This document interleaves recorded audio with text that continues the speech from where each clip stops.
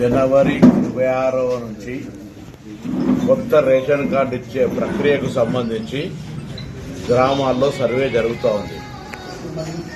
ఈ సందర్భంగా తెలంగాణ ప్రజలందరికీ కొన్ని అంశాలను చెప్పేటువంటి ప్రయత్నం చేస్తా ఉన్నాం. పాతగా ఇప్పటికే 90 లక్షల రేషన్ కార్డులు ఉన్నాయి.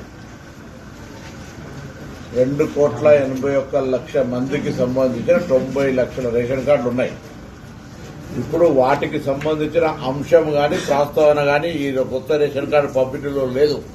సో 90 లక్షల మందికి సంబంధించిన అంశం చర్చకు రాదు. ఇందులో కొత్తగా ఎవరైతే గత 10 సంవత్సరాలుగా రేషన్ కార్డు కావాలనే ఆలోచనతో తిరుగుతా ఉన్నారో, కొత్త కుటుంబాలుగా ఏర్పడ్డాయో, పెళ్లిలై పిల్లలై, లేదా ఈ ఇంటి బిడ్డ ఆ ఇంటి కోడలై, ఈ విధంగా లేదా ఈ ఊరాడి ఇంకో ఊరికి పోయి అట్లా కొంత మార్పులు చేర్పులకు సంబంధించిన అంశం కావచ్చు, లేదా అర్హత ఉండి, మళ్లీ చెప్తాను స్పష్టంగా, అర్హత ఉండి కొత్త రేషన్ కార్డు రానటువంటి వాళ్ళందరికీ 10 సంవత్సరాలుగా కొత్త రేషన్ కార్డు కావాలి, నాకు అర్హత ఉంది, ఈ ప్రభుత్వం ఇస్తలేదని నిరాశపడ్డ వాళ్ళందరికీ శుభవార్త. వాళ్ళందరికీ జనవరి 26 వరకు ఇవ్వాలి.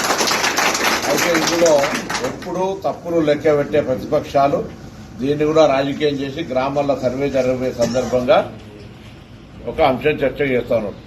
ఇప్పుడు పాత రేషన్ కార్డు, కొత్త రేషన్ కార్డు గ్రామ సభలలో ఎప్పుడైనా ఎవరైనా పెట్టుకొని చర్చ చేసుకోవచ్చు.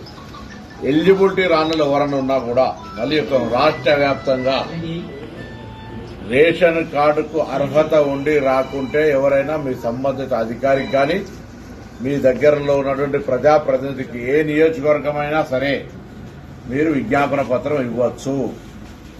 దయచేసి అనవసరంగా ఎక్కడైనా పొరపాటున ప్రతిపక్షాలు రెచ్చగొడితే దయచేసి దానికి సంబంధించి ఎవరు కూడా అటువంటి రెచ్చిపోయే తప్పుడు సమాచారాన్ని స్వీకరించొద్దని కోరుతాను.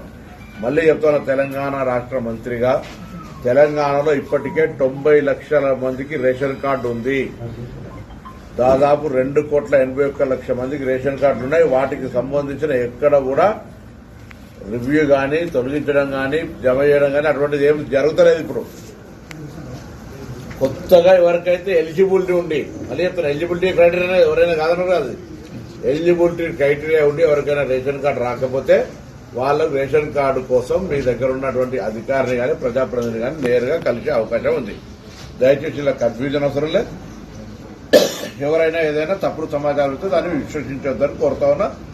అర్హులైన వాళ్ళందరికీ గత 10 సంవత్సరాలుగా వేచి చేస్తున్న వాళ్లకు తెల్ల రేషన్ కార్డులు ఇవ్వబడతాయి.